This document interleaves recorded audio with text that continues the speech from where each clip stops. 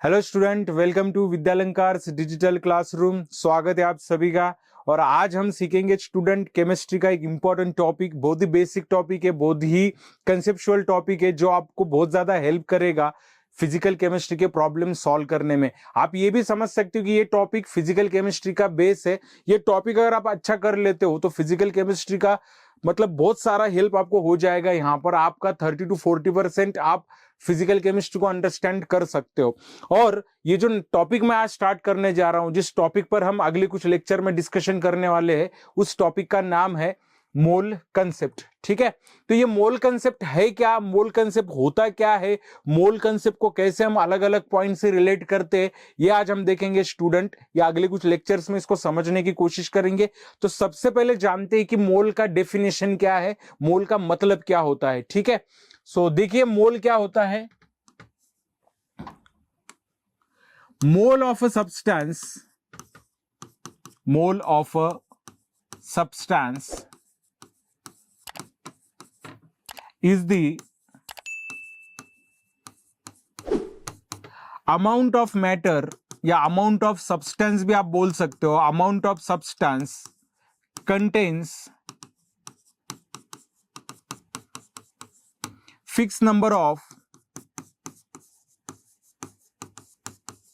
particles। सो क्या होता है मोल, क्या होता है कि मोल किसी भी सब्सटेंस का उतना अमाउंट होगा जिसमें फिक्स नंबर ऑफ क्या रहेंगे स्टूडेंट, पार्टिकल्स होंगे। अब ये पार्टिकल्स कौन कौन से होते हैं, हमने बचपन से पढ़ते आ रहे कि matter is composed of particles. तो मेजरली 3 पार्टिकल होते हैं किसी सब्सटेंस के अंदर। या तो substance is composed of atom, okay, substance is composed of molecule, okay, या sometimes substance is composed of ions. Okay, तो ये पार्टिकल क्या हो सकते हैं स्टूडेंट, पार्टिकल्स एटम हो सकते हैं, पार्टिकल्स मॉलिक्यूल हो सकते हैं, पार्टिकल आयंस हो सकते हैं। इसलिए समझना पड़ता है हमें कि केमिकल रिएक्शन में एक्चुअल में कोई कंपाउंड रिएक्ट नहीं होता है, तो उसके मॉलिक्यूल्स रिएक्ट होते हैं, उसके एटम्स रिएक्ट होते हैं, या फिर उसके आयंस रिएक्ट होते हैं। तो इसीलिए जब भी कभी हम स्टडी करेंगे रिएक्शन की क्वांटिटेटिवली, तो हमें एटम्स, मॉलिक्यूल्स या फिर आयंस मतलब पार्टिकल्स ही क्या करने पड़ते हैं, स्टडी करने पड़ते हैं। ठीक है, तो मोल क्या है, मोल किसी भी सब्सटेंस का उतना अमाउंट होगा जिसमें क्या रहेगा, फिक्स नंबर ऑफ पार्टिकल्स होंगे। अब ये फिक्स नंबर जो है, fix number is known as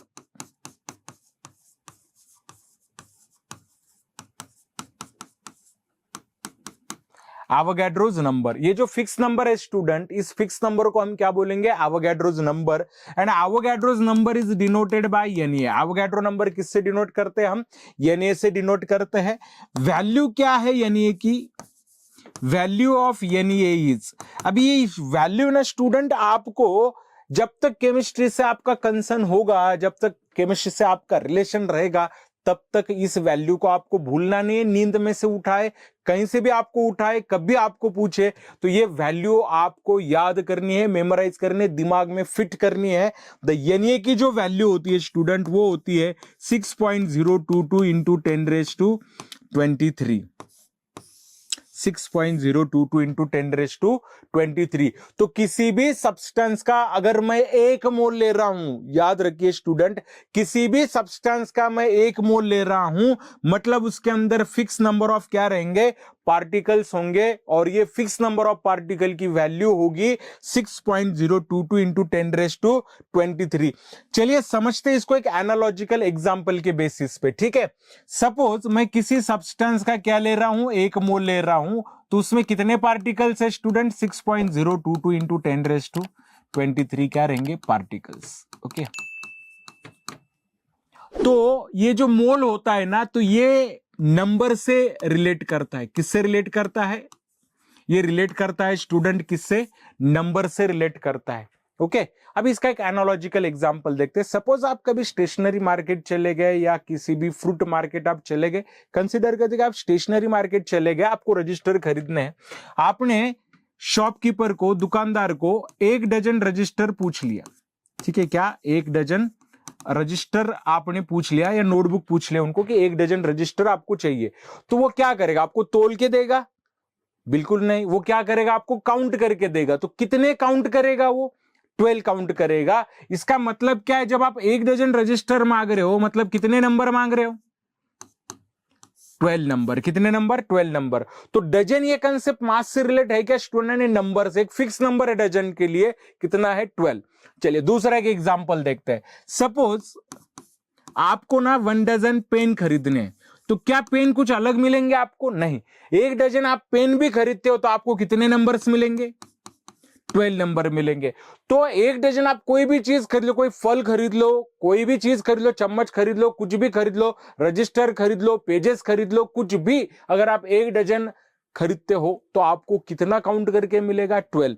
तो डजन ये कंसेप्ट ना वेट से नहीं है। डजन में हमने तोलते नहीं है, हम क्या करते हैं, काउंट करते। उसी तरीके से मोल में तोला नहीं जाता है, तो उसको काउंट किया जाता है। जैसे कि मैंने आपको बताया क्या, कि 1 डजन अगर रजिस्टर में लेता हूं तो कितने आएंगे, 12 नंबर। उसी तरीके से अगर सपोज मैं 1 मोल रजिस्टर लेने की कोशिश करूंगा स्टूडेंट, पॉसिबल तो है नहीं, लेकिन 1 मोल रजिस्टर अगर मैं बोलूंगा तो जैसे 1 डजन में कितने रजिस्टर आएंगे, 12 नंबर, उसी तरीके से 1 मोल में कितने रजिस्टर आएंगे, 6.022 इंटू 10⁻23। तो आपको ये जो कंसेप्ट है, ये कंसेप्ट यहां पर याद रखना है कि mole is all about the number of particles. Okay, तो और वो नंबर आपको भूलना नहीं है, 6.022 इंटू 10⁻23। चलिए अभी देखते हैं एक इंटरेस्टिंग बात। अभी इंटरेस्टिंग फैक्ट क्या है इसमें, इस नंबर को ना प्रैक्टिकल पॉइंट ऑफ व्यू से लिखते हैं स्टूडेंट हम। कौन से नंबर को, 6.022 इंटू 10⁻23 को एक प्रैक्टिकल व्यू से हम देखते हैं। एक्चुअली ये नंबर क्या है, देखो 1 2 3 4 5 6 7 8 9 10 11 12 13 14 15 16 17 18 19 20 21 22 23। ओके, ये है एक्चुअल नंबर। और इसको कोई ऐसा नाम भी नहीं दे सकते हम, चलो 1 बिलियन बोलेंगे, 1 ट्रिलियन वगैरह कुछ बोल सकते। प्रैक्टिकली अगर मुझे 1 मोल किसी सब्सटेंस का लेना है, देखिए 1 डजन लेना होता तो आप 12 काउंट कर लेते हो, 1 2 3 4 5 6 7 8 9 10 11 12। ओके, तुरंत हो गया, 1 डजन मिल गया। लेकिन अगर 1 मोल करना है, जैसे कि मैंने बताया कि 1 डजन की तरह 1 मोल भी ले सकते, लेकिन इतना नंबर है, ये इतना बड़ा नंबर है, इसको काउंट करना है। सो ये काउंट करना अनटिल एंड अनलेस आपके लिए पॉसिबल नहीं है अगर आप सुपर ह्यूमन नहीं है। ओके, क्योंकि ये नंबर काउंट करना पॉसिबल ही नहीं, और बहुत टाइम भी लगेगा। एग्जाम में आपको क्वेश्चन आए कि 1 मोल ले लो, तो 1 मोल लेंगे तो इतने पार्टिकल काउंट करना तो मुश्किल हो जाएगा हमारे लिए। और ऊपर से एटम्स, मॉलिक्यूल्स इतने छोटे जो आंखों से दिखते भी नहीं है, तो प्रैक्टिकली इस नंबर को काउंट करना पॉसिबल ही नहीं है। तो शायद आपके मन में यह सवाल आ सकता है कि सर अगर प्रैक्टिकली ये नंबर काउंट करना पॉसिबल नहीं है, so how it is possible for Avogadro to calculate this number और टू फाइंड दिस नंबर। सही क्वेश्चन है। ओके, अगर ये प्रैक्टिकली हम जान नहीं सकते तो ये नंबर आया कहां से। ओके, तो इसका भी एक एनालॉजिकल एग्जांपल मैं आपको देना चाहूंगा। ठीक है स्टूडेंट, ये जो होता है ना, ये जो नंबर होता है ना, ये हाइपोथेटिकल है। ये नंबर कैसा, हाइपोथेटिकल है। कुछ अलग कैलकुलेशंस किए थे एवोगैड्रो ने गैसेस के लिए, कुछ कांस्टेंट टेम्परेचर और प्रेशर पे बहुत सारे अलग अलग गैसेस लेकर, टेम्परेचर और प्रेशर की वॉल्यूम कांस्टेंट, वैल्यू कांस्टेंट रखकर, आइडियल गैस का इक्वेशन यूज करके उसने एक नंबर फाइंड आउट किया था, और वही नंबर को हम बोलते हैं Avogadro's number, and this number is hypothetical. अब ये हाइपोथेटिकल का मतलब क्या होता है, इसको भी समझ लेते हैं पहले। ठीक है, हाइपोथेटिकल नंबर क्या होता है। देखिए, अगर आपका ज्योग्राफी होगा तो आपको पता होगा, ये अर्थ है, ओके, धरती माँ, ओके, और ये सूरज है, सूर्या भाई। ठीक है, तो ये जो डिस्टेंस है दोनों में, आपको पता है जो लाइट हमारे धरती पे आती है, दिमाग में तो नहीं आती है, लेकिन धरती पे जो लाइट आती है वो कहां से आती है, सन से। तो ये जो डिस्टेंस है ना स्टूडेंट, ये अप्रोक्सीमेटली लिया जाता है 15 लाख किलोमीटर। कितना लिया जाता है, ओके, ये जो डिस्टेंस है ये कितना होता है, 15 लाख किलोमीटर। और आगे लिखते भी कि अप्रोक्सीमेटली, क्या लिखते हैं, अप्रोक्सीमेटली। मतलब ये भी वैल्यू हम बोल सकते हैं कि हाइपोथेटिकल है। अभी आप मुझे बताइए, अगर ये एक्चुअल वैल्यू होती तो ऐसा कौन सा टेप है हमारे पास, या ऐसे कौन से 2 लोग थे जिन्होंने डिस्टेंस काउंट किया। क्या सूरज के पास जाना हमारे लिए आसान है, हम एक्चुअल में डिस्टेंस काउंट कर सकते हैं, डिस्टेंस मेजर कर सकते हैं, तो बिल्कुल नहीं कर सकते। तो फिर ये डिस्टेंस मिला कहां से, अप्रोक्सीमेट लिखते हैं हम तो लगभग सही होता है, लेकिन मिला कहां से, ये सबसे बड़ी बात है। तो जिस तरीके से एवोगैड्रो को नंबर मिला ना, हाइपोथेटिकली ऐसे ही कैलकुलेट किया गया है। आपको एक फॉर्मूला पता होगा स्पीड का, स्पीड इज इक्वल टू क्या होता है, डिस्टेंस अपॉन टाइम। ठीक है, अगर आपके पास स्पीड है, टाइम है, तो आप क्या काउंट कर सकते हैं, डिस्टेंस। तो डिस्टेंस इज इक्वल टू क्या होगा, स्पीड इंटू टाइम। तो साइंटिस्ट लोगों ने क्या किए, सनलाइट की जो वेलोसिटी होती है वो काउंट किए, सन से जो लाइट हमारे पास आती है उसकी वेलोसिटी काउंट किए, उसकी पहली किरण धरती पे आने को कितना टाइम लगता है वो टाइम काउंट किया, दोनों का प्रोडक्ट निकाला and on the basis of that defined the approximate distance. उसी तरीके से एवोगैड्रो ने बहुत सारे एक्सपेरिमेंट किए, अलग अलग कंडीशन में किए, ठीक है, और वहां से एक कांस्टेंट वैल्यू उसने निकाली। कांस्टेंट वैल्यू का मतलब होता है बहुत सारी बार उसने रिपीटेडली जब कैलकुलेशंस किए तो यही वैल्यू उसको हमेशा कांस्टेंट मिलती थी, यही वैल्यू रिपीटेडली मिलती थी, तो उसको लगा कि इस वैल्यू का कोई ना कोई रिलेशन होना चाहिए। तो एवोगैड्रो नंबर ना, इसको एवोगैड्रो कांस्टेंट भी बोला जाता है। एक मोल के लिए वैल्यू हमेशा कांस्टेंट रहेंगी 6.022। तो आपने दिमाग में ये नहीं लेना कि ये नंबर आया कहां से, ये नंबर काउंट हुआ है, अभी आपको इसको यूज करना है। आया कहां से ये इंपॉर्टेंट नहीं है, अभी आपके पास ये नंबर है और इसको आपको कैलकुलेशन पर्पस से, कैलकुलेशन पॉइंट ऑफ व्यू से क्या करना है, स्टडी करना है। तो अभी मैंने जैसे बोला आपको क्या कि प्रैक्टिकली ये नंबर हमें काउंट करना पॉसिबल नहीं है, तो फिर हमें कैसे पता चलेगा कि कौन से सब्सटेंस का 1 मोल है, कौन से सब्सटेंस के 2 मोल है, मोल कैसे कंसिडर करेंगे हम, सर हमें कैसे पता चलेगा इसमें कितने पार्टिकल है। तो बेटा ये एवोगैड्रो ने भी सोचा था, और एवोगैड्रो ने क्या किया फिर, या फिर नंबर ऑफ साइंटिस्ट जो है उन्होंने इसको स्टडी किया, और स्टडी करने के बाद उन्होंने कहा है कि हम मोल का कंसेप्ट ले सकते हैं किसके साथ, एटॉमिक मास और मॉलिक्यूलर मास के साथ। तो नेक्स्ट पॉइंट जो हमें डिस्कस करना है स्टूडेंट, वो क्या रहेगा हमारा, ओके लेट अस सी, इसको समझते हैं अभी, ठीक है। एवोगैड्रो नंबर जो है तो इतना बड़ा नंबर है, प्रैक्टिकली तो ये नहीं है, तो फिर एवोगैड्रो ने क्या किया, एक रिलेशन दिया हमें, रिलेशन बिटवीन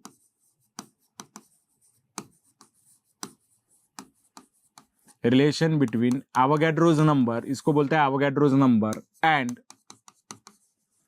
एटॉमिक और मॉलिक्यूलर मास ऑफ मैटर। अभी हमें रिलेशन देखना है, ठीक है, क्योंकि एवोगैड्रो नंबर या मोल काउंट करना, अगर वो नंबर से काउंट करना है तो बहुत दिक्कत हो जाएगी। तो फिर उसने क्या किया ना, कंसेप्ट दिया है किसके साथ, एटॉमिक मास के साथ। अभी हम पहला पॉइंट इसमें स्टडी करेंगे, क्या, mole and atomic mass, mole and atomic mass. चलिए इसके लिए जो कंसेप्ट हमें स्टडी करना है स्टूडेंट वो है GAM। कौन सा, GAM। GAM stand for gram atomic mass, GAM stand for gram atomic mass. चलिए अभी GAM की डेफिनेशन समझ लेते हैं। अगर आपको मोल समझना है ना स्टूडेंट, तो एटॉमिक मास का मोल के साथ क्या रिलेशन है वो हमें स्टडी करना है। So see here, when atomic mass of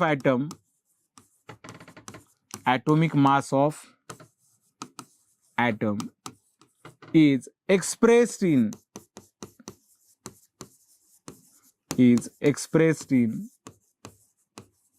grams, then it is equivalent to 1 mole.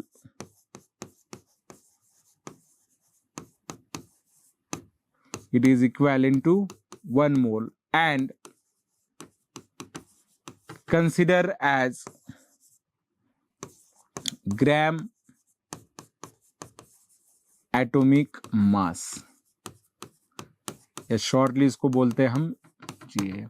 देखिए स्टूडेंट, करना कुछ नहीं, आपके पास होना चाहिए atomic mass.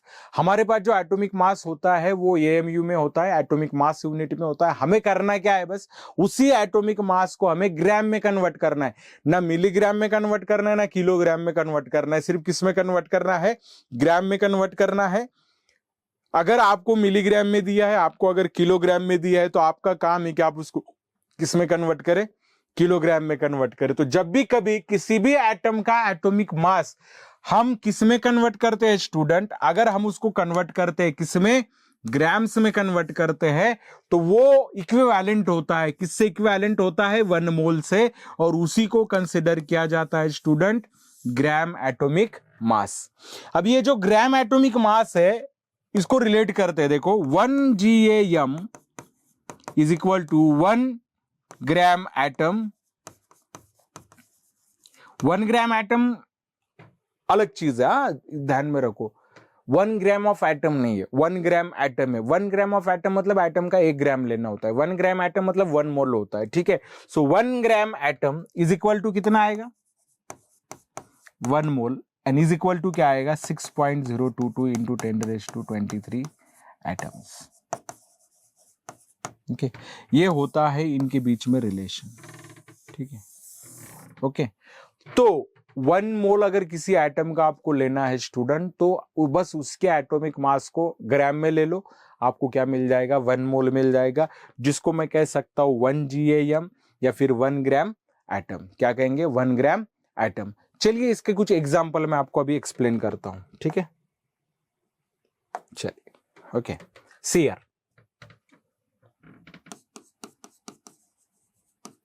Atomic mass of sodium, okay, magnesium and iron are as, okay, sodium का एटॉमिक मास होता है स्टूडेंट 23, ओके, मैग्नीशियम का एटॉमिक मास होता है 24, और आयरन का एटॉमिक मास क्या है? 56, ओके। चलिए अभी इस एग्जांपल को समझते हैं। 3 स्टूडेंट है, 3 स्टूडेंट को टीचर ने बुलाया, ठीक है। एक स्टूडेंट का नाम है ये, और उन्होंने ये वाले स्टूडेंट को क्या बोला कि आप जाइए और सोडियम का 1 मोल लेके आइए, ओके। सो सोडियम का 1 मोल कितना होगा? 1 मोल ऑफ क्या होगा? सोडियम। तो 1 मोल ऑफ सोडियम क्या होगा स्टूडेंट? तो मैंने कहा है यहां पर क्या दिया आपको? Atomic mass. बस इस एटॉमिक मास को आपको किस में कन्वर्ट करना है? ग्राम में कन्वर्ट करना है। तो जैसे ही मैं 23 को ग्राम में कन्वर्ट करता हूं, ये बन जाएगा 1 mole, okay. So 1 mole of sodium is equal to कितना होगा स्टूडेंट? 23 gram, okay. चलिए सेकेंड, दूसरा स्टूडेंट है, दूसरे स्टूडेंट को टीचर ने बोला कि आप क्या करो, 1 मोल ऑफ क्या लेके आओ? मैग्नीशियम लेके आओ, 1 मोल ऑफ मैग्नीशियम। तो वो 23 लेके आएगा क्या? नहीं, क्योंकि मैग्नीशियम का एटॉमिक मास अलग है। वो कितना लेके आएगा? 24 ग्राम, ओके। तीसरे स्टूडेंट को बोला सर ने, टीचर ने बोला तीसरे स्टूडेंट को आप 1 मोल ऑफ क्या लेके आइए? 1 मोल ऑफ क्या लेके आइए? आयरन लेके आइए। तो वो कितना लेके आ गया? 56 ग्राम। कितना लेके आ गया? 56 ग्राम। देखिए स्टूडेंट, यहां पर ना स्टूडेंट ने अलग अलग मास लाया है, लेकिन एक चीज कॉमन है, उन सभी स्टूडेंट ने 1-1 मोल लाया है।